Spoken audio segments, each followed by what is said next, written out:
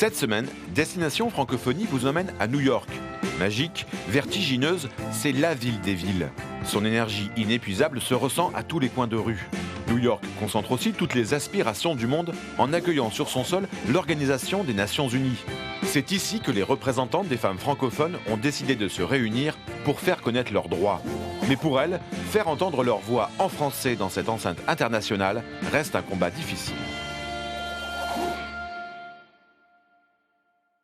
Bonjour, elles sont la moitié de la planète et 52% de la population francophone.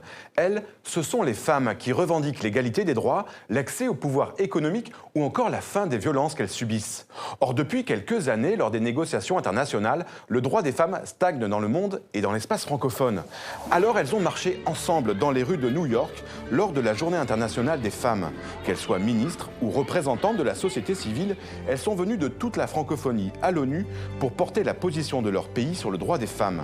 Ce rassemblement d'énergie, on le doit à l'Organisation internationale de la francophonie qui organise à l'ONU une fois par an le seul événement en français de ce genre. Cette mobilisation a été cette année appuyée par la présence et l'engagement de Michaëlle Jean, la nouvelle secrétaire générale de la francophonie, la première femme à occuper ce poste.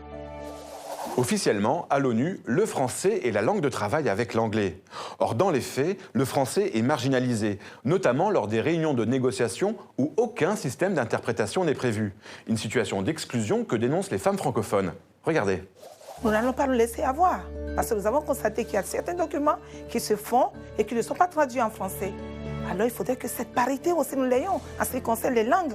Nous n'allons pas laisser enterrer la langue française. Il est important que désormais on puisse tenir compte de la présence francophone. Nous souhaiterions qu'un dispositif particulier soit mis en place pour permettre à ces peuples de s'exprimer. On ne peut pas s'exprimer si on ne comprend pas ce qui se passe. Il serait important que dans tous ces espaces, il y ait un dispositif de traduction simultanée dans les différentes langues. Aucune langue dans le monde n'est au-dessus de l'autre. Moi, je veux obtenir qu'on n'ait plus ce débat de l'écriture ou de la disponibilité de documents ou de l'écoute quand on vient aux Nations Unies. Que les francophones puissent exprimer leur sensibilité. Mais pour ça, il faut que les pays jouent le jeu. Ils doivent savoir que c'est un problème réel quand on est à l'extérieur de nos pays. Allez, on se retrouve la semaine prochaine pour une nouvelle destination. D'ici là, bonne semaine à tous sur la planète francophone.